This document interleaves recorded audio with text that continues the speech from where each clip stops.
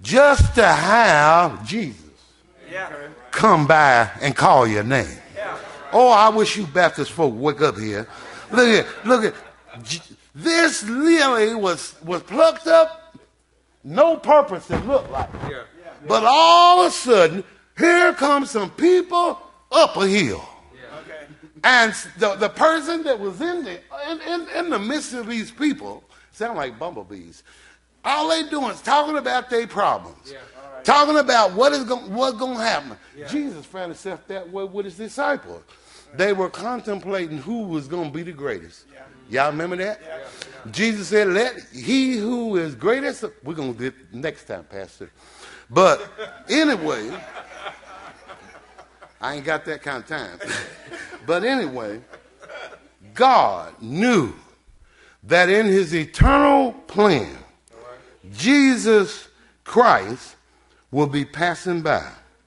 He knew that Jesus would be dealing with the people who were full of problems. But Jesus gave his prescription to these problematic people. Well, look at these lilies and then press on up the hill. I think this is a great illustration of learning to anybody who's always worried about your problems. Jesus has already told us, we already know, that's not your present, it's not your past, it is where you stand in the plan of God. Some of us think, I came here to do this and to do, and the Bible says that night, somebody going to build bigger barns. Said, thou fool. This night. He didn't say it next week. God can get you when you least expect it. He said, thy soul shall be required of thee. And then who then shall these things be? But anyway, we ought to be desirous to be used by Jesus and give ease to some troubled minds. And I guarantee you that we stop worrying about our business, our problems, how we gonna make it, we can help somebody else. Get on up the hill. You might not be a theologian. You might not be a pastoral counselor. But you can tell anybody, look at the lily and get on up the hill. In part B, let's move to part B. I'm about ready to get out of here. Jesus, again, I've said, he doesn't simply compel you. He also pushes us to the other part. He pushes us to consider it, and pushes us to see how they grow. These are the instructions, part 2, for living. Again, we look at this lily, and we've already talked about how it got in the ground, and we talked about how it got up out of the ground, and we talked about almost how it was able to move from one degree of faith to another. I think that's important. You see, this lily, when it fell down on this barren land, nobody ever saw it fall except God. And while it was there, all naked, it was exposed to all of this elements of the world. Heat, cold, rain.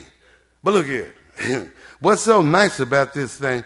This heat and cold and weather that was coming by, it was God who was sending. Am I talking too long? I'm getting close. You know, some of us think that everything we go through is the devil.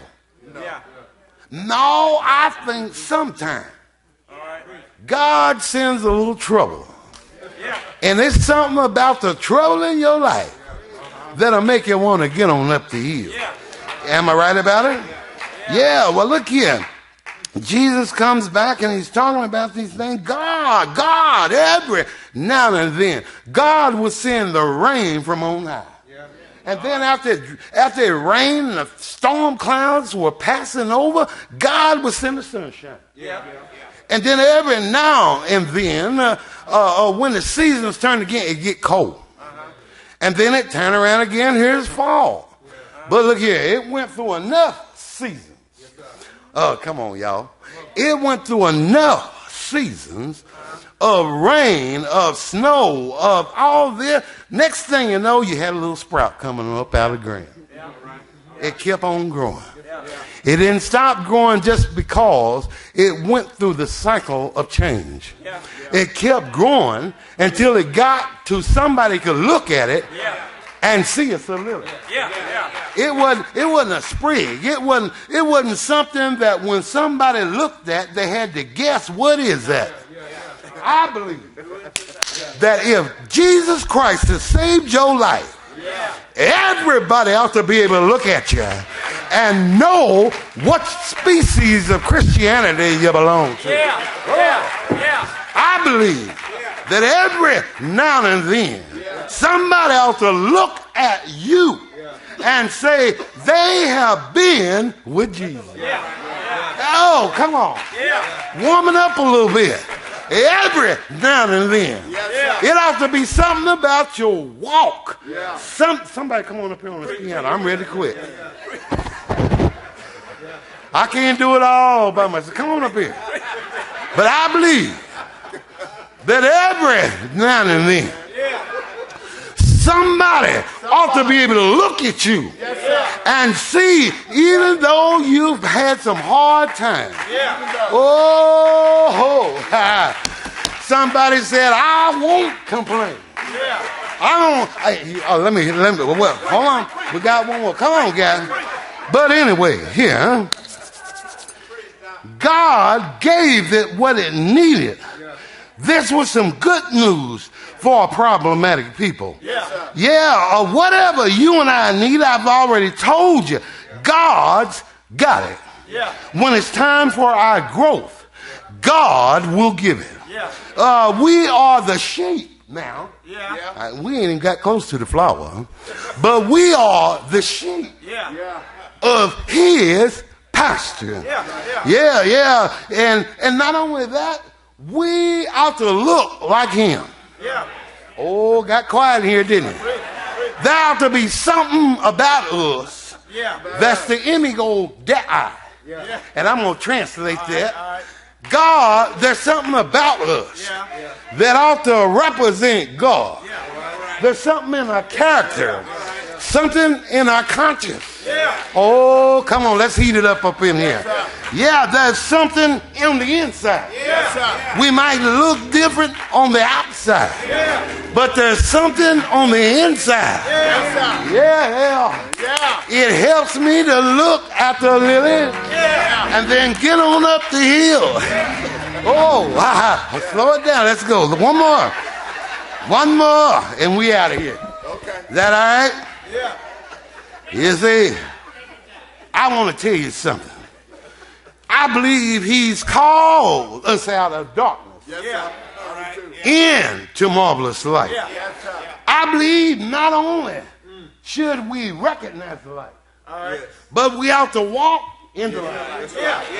There's something about walking that illuminates. That's what number 3. On number 3, I want to talk here. We look at Jesus, who's marching with problematic people. And all he's trying to do is get them up this hill. But he keeps telling them, but I know that if you've been planted in an undesirable place, it's got to be because God wanted you there to begin with. He knows those who are his. And I know this because this world was never meant to be my home.